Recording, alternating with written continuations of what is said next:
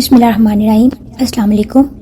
آج ہم آپ کو بتائیں گے رزق کے 16 دروازے کون سے ہیں۔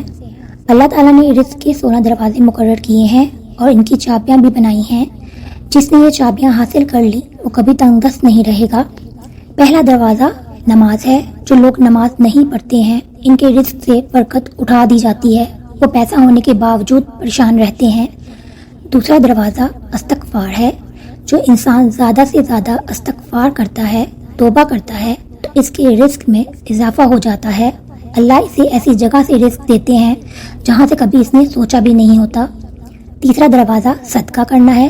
اللہ تعالیٰ نے فرمایا کہ تم لوگ اللہ کی راہ میں جو خرچ کرو گے اللہ اس کا بدلہ دے کر رہے گا۔ انسان جتنا دوسروں پر خرچ کرے گا اللہ اسے 10 گنا زیادہ بڑا کر دیتے ہیں۔ چوتھا دروازہ تقویٰ ہے۔ تقویٰ اختیار کرنا ہے۔ جو لوگ گناہوں سے دور رہتے ہیں اللہ ان کے لیے آسمان سے رزق کے دروازے کھول دیتا ہے۔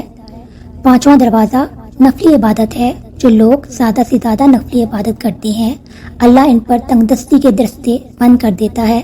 اللہ تعالیٰ کہتے ہیں اگر تو عبادت میں کثرت نہیں کرے گا تو میں تجھے دنیا کے کاموں میں الجھا کر رکھ دوں گا۔ لوگ سنتوں اور فرض نمازوں پر توجہ دیتے ہیں لیکن نفل نماز چھوڑ دیتے ہیں جس سے رزق میں تنگی ہو جاتی ہے۔ چھٹا دروازہ حج اور عمرہ کی کثرت کرنا ہے۔ حدیث میں آتا ہے کہ حج اور عمرہ گناہوں اور تنگ دستی کو اس طرح دور کر دیتے ہیں جس طرح آگ کی بٹی سونا چاندی کے میل کو دور کر دیتی ہے۔ ساتواں دروازہ رشتہ داروں کے ساتھ اچھا سلوک کرنا ہے۔ ایسے رشتہ داروں سے بھی ملتے رہنا چاہیے جو آپ سے قطع تعلق کریں۔ آٹھواں دروازہ کمزوروں کے ساتھ صلہ رحمی کرنا، غریبوں کے غم بانٹنا، مشکل وقت میں کام آنا اللہ تعالیٰ کو بہت زیادہ پسند ہے۔ نواں دروازہ اللہ پر توکل کرنا ہے۔ جو شخص یہ عقیدہ رکھے کہ اللہ تعالیٰ دے گا تو اللہ تعالیٰ اسے ضرور دیں گے اور جو شک کرے گا وہ پریشان ہی رہے گا۔ 10واں دروازہ شکر کرنا ہے۔ اللہ جتنا شکر ادا کریں اللہ رزق کے دروازے کھولتا چلا جاتا ہے۔ 11واں دروازہ گھر میں مسکرا کر داخل ہونا۔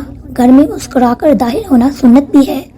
حدیث میں آتا ہے کہ نبی پاک صلی اللہ علیہ وآلہ وسلم نے فرمایا اللہ فرماتے ہیں رزق بڑھا دو جو شخص گھر میں داخل ہو اور مسکرا کر سلام کرے۔ 12واں دروازہ ماں باپ کی فرما برداری کرنا ہے۔ جو آدمی ماں باپ کی فرما برداری کرتا ہے وہ شخص کبھی تنگ دست نہیں ہوگا۔ 13واں دروازہ ہر وقت باوضو رہنا ہے۔ جو شخص ہر وقت نیک نیتی کے ساتھ باوضو رہے اس کے رزق میں اللہ تعالیٰ کمی نہیں ہونے دیتے۔ 14واں دروازہ چاشت کی نماز پڑھنا ہے۔ چاشت کی نماز پڑھنے سے رزق میں برکت ہوتی ہے۔ حدیث میں آتا ہے کہ چاشت کی نماز رزق کو کھینچتی ہے اور تنگ دستی کو بھگا دیتی ہے۔ 15واں دروازہ سورہ واقعہ پڑھنا ہے۔ سورہ واقعہ پڑھنے سے رزق بڑھتا ہے۔ 16واں دروازہ اللہ تعالیٰ سے دعا مانگنا ہے۔ جو شخص صادق دل سے اللہ تعالیٰ سے مانگتا ہے اللہ تعالیٰ اس کو اتنا ہی عطا کرتے ہیں۔